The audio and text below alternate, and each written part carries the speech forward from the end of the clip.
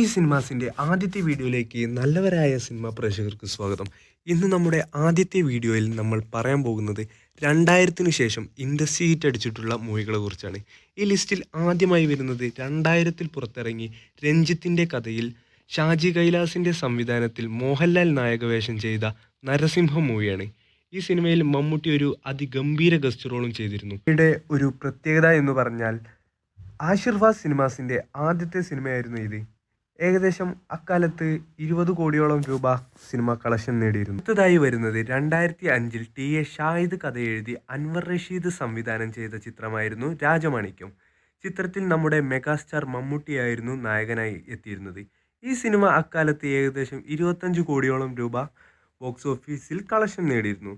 അൻവർ റഷീദ് എന്ന സംവിധായകൻ്റെ ആദ്യത്തെ സിനിമയായിരുന്നു ഇത്. അടുത്തതായി 2006-ൽ ജെയിംസ് ആൽബർട്ടിൻ്റെ കഥയിൽ ലാൽ ജോസ് സംവിധാനം ചെയ്ത് ചിത്രമായിരുന്നു ക്ലാസ്മേറ്റ്. പൃഥ്വിരാജ് ആയിരുന്നു ഈ സിനിമയിൽ നായകൻ. നായികയായി നമ്മുടെ കാവ്യ മാധവനായിരുന്നു.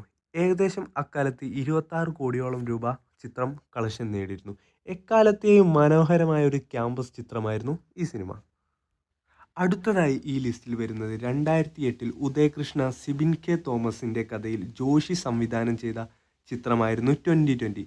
മലയാളത്തിലെ എക്കാലത്തെയും മൾട്ടി സ്റ്റാർ സിനിമയായിരുന്നു 2020.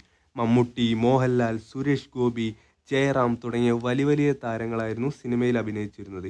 അക്കാലത്ത് ഏകദേശം 33 കോടിയോളം രൂപ സിനിമ ബോക്സ് ഓഫീസിൽ നിന്ന് വാരിയിരുന്നു. അടുത്തതായി വരുന്നത് 2013-ൽ ജിത്തു ജോസഫ് കഥ എഴുതി സംവിധാനം ചെയ്ത ചിത്രമായിരുന്നു ദൃശ്യം.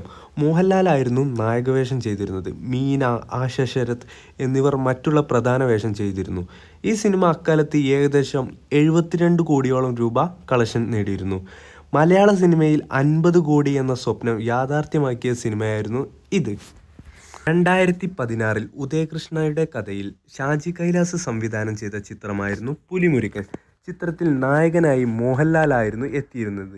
ജഗപതി ബാബു മറ്റൊരു പ്രധാന വേഷം ചിത്രത്തിൽ ചെയ്തിരുന്നു. മലയാള സിനിമയുടെ ബോക്സ് ഓഫീസ് പവർ എന്താണെന്ന് കാണിച്ചു തന്ന സിനിമയായിരുന്നു പുലിമുരുകൻ.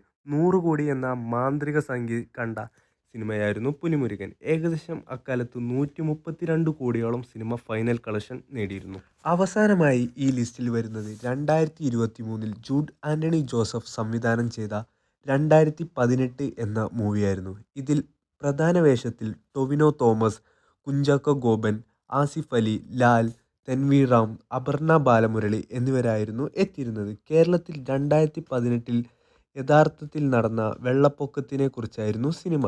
ഏകദേശം 176 കോടിയോളം രൂപ സിനിമ കളക്ഷൻ നേടി.